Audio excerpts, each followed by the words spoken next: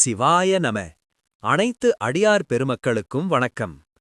இந்த வாக்கு உரையானது கடந்த 19/12/2025 அன்று அகத்திய பெருமானால் இலங்கை கதிர்காமத்தில் நடந்த சிவபுராண கூட்டுப் பிரார்த்தனையில் நிகழ்த்தப்பட்டது.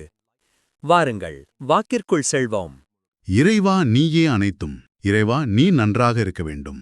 அன்னை ஸ்ரீ லோபாமுத்ராவுடனுரை தந்தை அகத்திய மாமுனிவர் திருவடிகளை பணிந்து ஈரேழு உலகத்தையும் காத்தருளக்கூடிய அன்னை ஸ்ரீ உண்ணாமலை அம்மை உடனுரை தந்தை அண்ணாமலையார் பொற்கமலத்தை பணிந்து பதிவினை வெளியிடுகின்றோம். இந்த தெய்வீகச் செய்தியை கேட்க வந்திருக்கிற புண்ணிய ஆத்மாக்கள் எல்லாருக்கும் வணக்கம். சித்தர்களோட அருள்வாக்க கேட்கிற பாக்கியம் கிடைச்சிருக்கு உங்களுக்கு. ஆமா, நிச்சயமா. உங்க வாழ்க்கையில நல்ல விஷயங்கள் நடக்கும். மகத்தான சித்தர்களோட பழம்பெரும் போதனைகள் மூலமா உங்க வாழ்க்கையோட மிக உயர்ந்த செய்தியை நீங்க பெற போறீங்க. முதல்ல இந்த வழிகாட்டுதல்களை பின்பற்றினா என்னென்ன நன்மைகள் கிடைக்கும்னு பாத்துரலாம். சொல்லுங்க. உங்க உடலும் ஆன்மாவும் தூய்மை அடையும். நோய்கள் அப்புறம் தரித்திரம் இதெல்லாம் நீங்கிடும். கடைசியா உங்க உடம்பே இறை சக்தி குடிகொள்ற ஒரு ஆலயம் மாதிரி மாறிடும். அதனால முழுச கவனமா கேளுங்க. ரொம்ப அருமை. இந்த வழிகாட்டுதல்கள் எல்லாமே வணக்கத்திற்குரிய அகத்திய மாமுனிவர் சித்தன் அருள் வலைப்பதிவு மூலமா நமக்கு அருளியது இல்லையா? ஆமா, அதிலிருந்து தான் எடுத்திருக்கோம். சரி, முதல் வழிமுறைக்கு போலாமா? போலாம். இது தேங்காய பத்தினது. தேங்காய் ஒரு சாதாரண உணவுப் பொருள் இல்ல, அது ஒரு தெய்வீக பொருள்னு சொல்லியிருக்காங்க. அது எப்படி? அதுதான் விஷயமே. தேங்காய் நம்மளோட நுட்பமா உணர சக்தியை அதிகரிக்கும், நம்ம சுவாச மண்டலத்தை சீராக்கும். ஓ, அப்படியா? அது மட்டும் இல்ல, உடம்புல இருக்கிற அழுக்குகளை நீக்கி நோய்களையும் தரித்திரத்தையும் கூட அது போக்கும்னு சொல்லப்படுது. இதுக்கு ஏதாவது தெய்வீக பின்னணி இருக்கா? இருக்கு. வணக்கத்திற்குரிய விநாயக பெருமான் தன் உடல் நலம் பெற என்ன செய்யணும்னு பரம மரியாதைக்குரிய ஈசன் கிட்ட கேட்டாராம். அப்போ ஈசன் தேங்காய சாப்பிட சொல்லி அருளினதா அந்த பதிவு சொல்லுது. ஓஹோ, சரி சரி. அத சாப்பிடுறதுக்குன்னு ஏதாவது முறை இருக்கா? இருக்கு.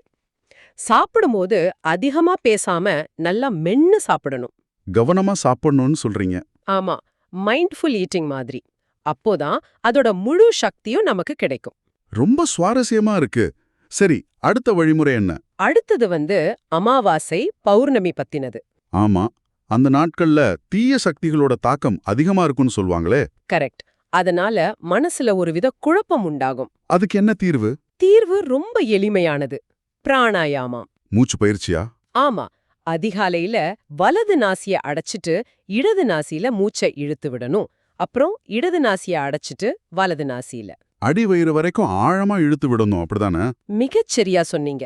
அப்படி செய்யும்போது நல்ல சக்திகள் உள்ளே ஈர்க்கப்பட்டு தீய சக்திகள் வெளியேற்றப்படும். உடம்புல வியாதிகள் வராம இது தடுக்கும். இது ஒரு கவசம் மாதிரி செயல்படுது. ஆமா. இதுக்கு அடுத்தபடியா 3வது வழிமுறைக்கு வருவோம். சொல்லுங்க. உடல் சுத்தி மந்திரம்னு ஒன்னு இருக்கு. உடம்புல இருக்கிற அசுத்தங்களை நீக்க இது ஒரு சக்தி வாய்ந்த மந்திரம். சரி. இந்த மந்திரத்தை ஜெபிச்ச பிறகு ஒரு கிராம்பையும் வெற்றிலையையும் கண்டிப்பா சாப்பிடணும். இது எதுக்காக? இது கலியுகத்துல பெருகிட்டு வர்ற நோய்கள்ல இருந்து நம்மள பாதுகாக்கிற ஒரு கவசமா செயல்படும். உணவு, மூச்சு, மந்திரம்னு இது மூணும் ஒன்னோட ஒன்னு இணைஞ்சிருக்கு. ஆமா. இது எல்லாமே எதுக்குன்னா, இறைவன் நம்ம ஒவ்வொருத்தரையும் ஒரு குறிப்பிட்ட நோக்கத்துக்காக தான் பூமிக்கு அனுப்புறான். நம்ம பிறப்போட நோக்கத்தை உணர்றதுக்கு. கரெக்ட். அந்த நோக்கத்தை உணர்ந்து செயல்பட்டா துன்பங்கள் நீங்கி வெற்றி பெறலாம். அந்த பிறப்போட ரகசியத்தை உணர இந்த மாதிரி புண்ணிய செயல்கள் செய்யறது ரொம்ப அவசியம். ரொம்ப ஆழமான கருத்து.